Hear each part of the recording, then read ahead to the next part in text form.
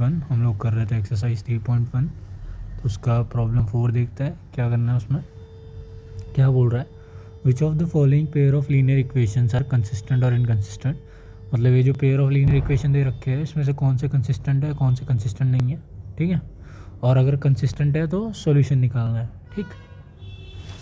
तो अगर हमें पता है कोई भी पेयर ऑफ, एक general pair of linear equation ले लेते हैं, that is a1x plus b1y is equal to c1, ठीक है।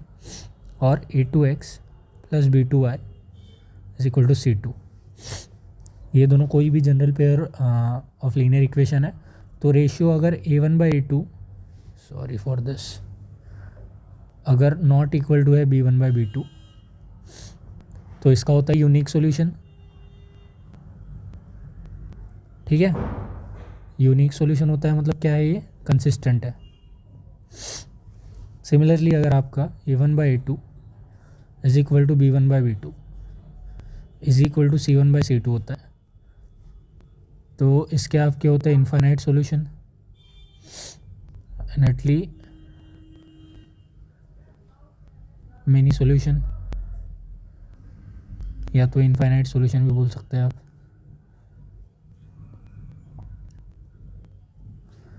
और सॉल्यूशन है मतलब ये भी क्या है, कंसिस्टेंट है। और तीसरा केस आ जाता है आपका जहाँ पे a1/a2 और b1/b2 तो बराबर है, मतलब रेशियो, लेकिन वो रेशियो c1/c2 के बराबर नहीं है। तो यहाँ पे होता है नो सॉल्यूशन, ठीक है। इस केस में होती है इंटरसेक्टिंग लाइंस, इस केस में होती है कोइंसिडेंट लाइन, इस केस में होती है पैरेलल लाइन। सॉल्यूशन नहीं है तो क्या हो गया, ये इनकंसिस्टेंट। तो ये होता है मोटा मोटा कंसेप्ट। तो आपको चेक क्या करना है, ये जो पेयर ऑफ लीनियर इक्वेशन है ये कंसिस्टेंट है या इनकंसिस्टेंट है, और अगर कंसिस्टेंट है तो उनका सॉल्यूशन निकालना है ग्राफिकली, ठीक है।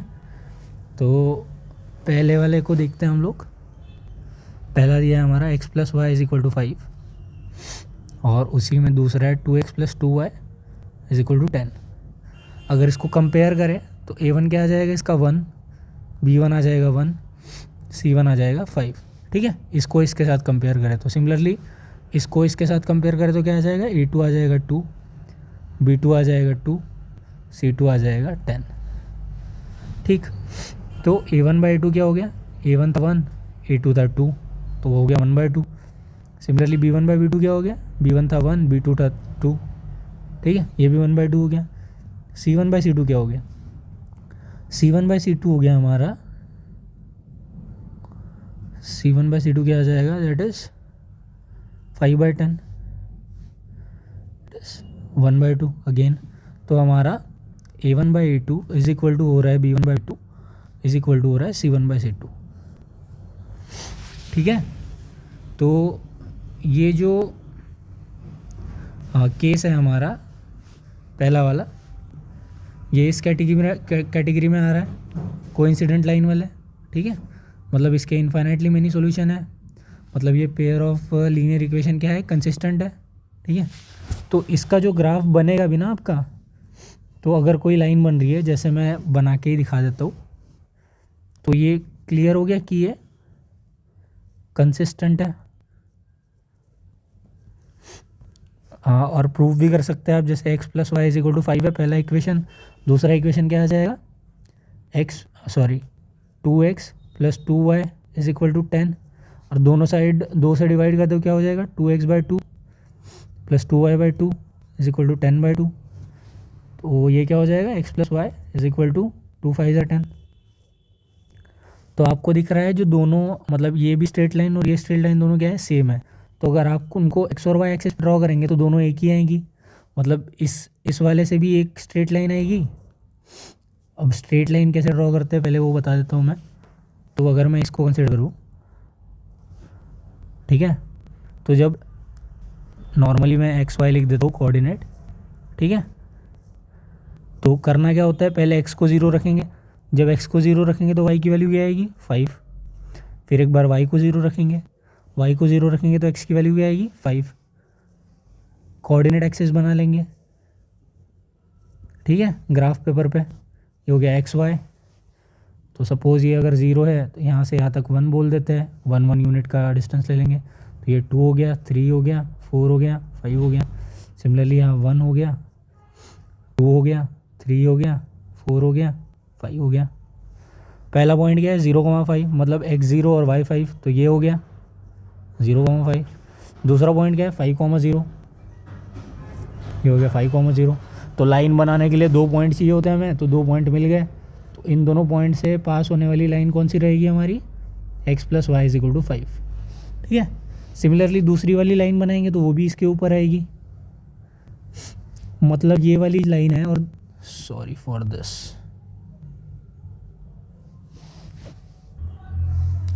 हाँ तो हमने वो जो लाइन बनाई थी, सॉरी ग्लिच आ गया था बीच में।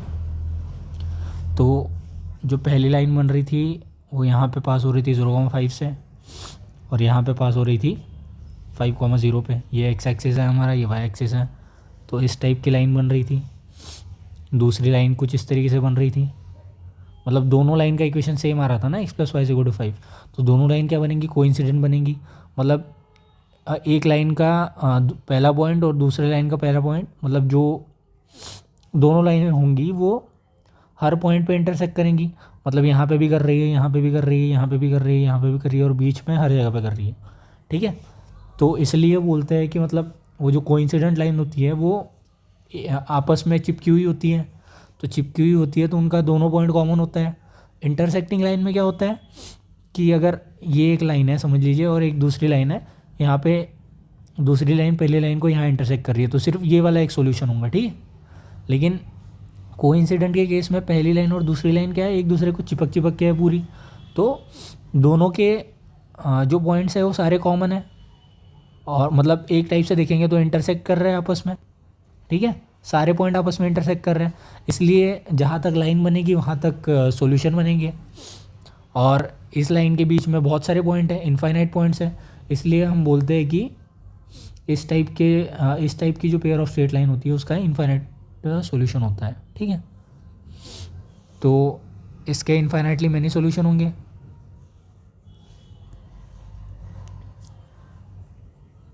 सेम चीज़ करेंगे सेकंड के लिए। सेकंड क्या है हमारा, x - y = 8 and 3x - 3y = 16। ठीक है। तो कंपेयर कर लेंगे इसको इसके साथ। तो यहाँ से a1 आएगा 1, b1 आएगा -1, c1 आएगा 8। इसको सेकंड वाले के साथ करेंगे तो a2 आएगा हमारा 3, b2 आएगा हमारा -3, c2 आएगा 16। तो a1/a2 क्या हो गया 1/3, b1/b2 क्या हो गया -1/-3 मतलब 1/3, c1/c2 क्या हो गया 8/16 मतलब 1/2। तो a1/a2 is equal to b1/b2 but it is not equal to c1/c2। ठीक है। तो ये कौन सी कंडीशन आ रही है, ये आ रही है हमारी तीसरी वाली कंडीशन। मतलब ये जो पेयर ऑफ स्ट्रेट लाइन है ये क्या है, आपस में पैरेलल है। तो जब पैरेलल है मतलब तो कोई भी सॉल्यूशन नहीं आएगा, क्योंकि पैरेलल लाइन कहीं पे भी इंटरसेक्ट नहीं करती। तो जब कोई सॉल्यूशन नहीं आएगा तो ये जो पेयर ऑफ लीनियर इक्वेशन है, पेयर ऑफ लीनियर इक्वेशन ये क्या है, इनकंसिस्टेंट है। ठीक है। तो सॉल्व करने का कोई मतलब नहीं बनता। तो सेकंड वाला क्या है हमारा, इनकंसिस्टेंट है। ठीक है। थर्ड पे आ जाता है।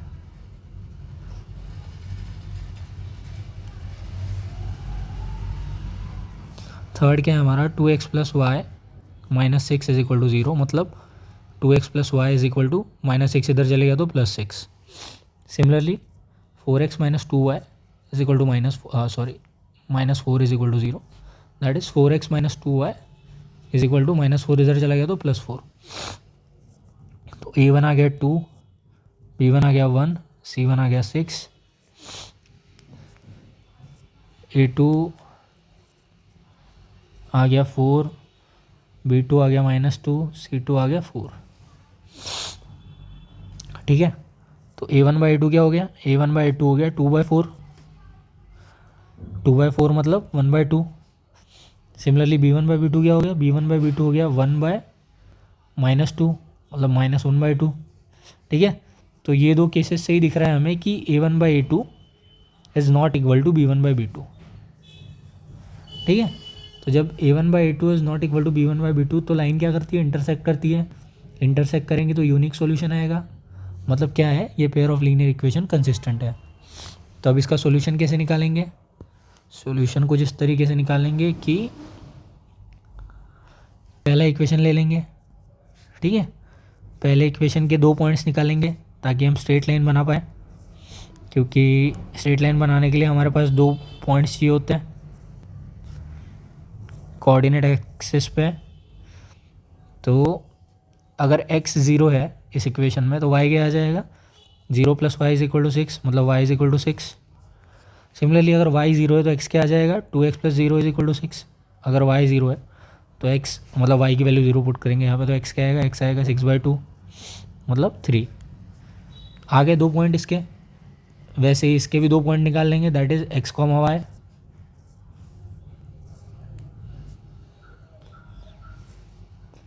तो क्या आ जाएगा, ये x की वैल्यू 0 रहेगी तो y कितना आएगा, 4 × 0 - 2y = 4। तो ये आएगा -2y = 4, y = 4/-2, तो इट इज़ -2, y की वैल्यू आएगी -2।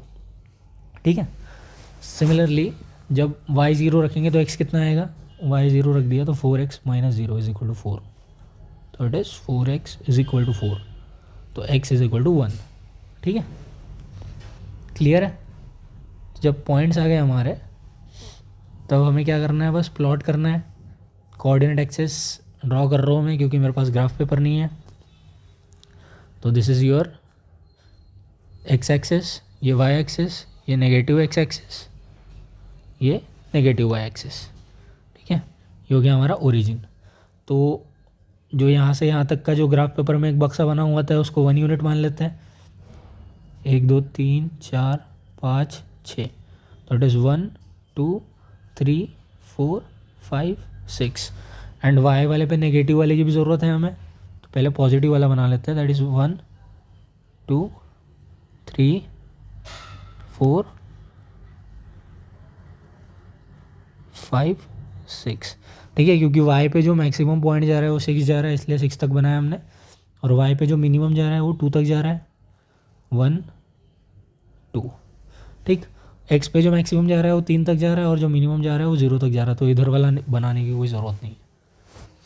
तो सबसे पहले पहली लाइन बनाएंगे। पहली लाइन कैसे बनेगी, पहला पॉइंट है 0,6, 0,6 मतलब x एक्सिस पे 0, y एक्सिस पे 6, तो ये वाला पॉइंट इट इज़ 0,6। पहले लाइन का दूसरा पॉइंट क्या है, 3,0, मतलब x की वैल्यू 3, y की वैल्यू 0, 3,0। स्ट्रेट लाइन कैसे बनाते हैं, इन दोनों से पास होने वाली लाइन जो होगी वही होगी हमारी लाइन 2x + y = 6। ठीक है, एक आ गया। अभी दूसरा सेम चीज़ इसके लिए करेंगे। तो वो x की वैल्यू क्या आ रही है हमारी, मतलब पहले पॉइंट के लिए 0 और y की वैल्यू -2। ठीक है, तो नेगेटिव वाले y एक्सिस पे x की वैल्यू 0 आएगी और y की वैल्यू आएगी -2, तो ये पहला पॉइंट हो गया। दूसरा पॉइंट है हमारा x की वैल्यू आ रही है 1, y की वैल्यू आ रही है 0, तो x की वैल्यू 1 और y की वैल्यू 0 x एक्सिस पे आएगी, तो ये हो गया 1,0 वाला पॉइंट।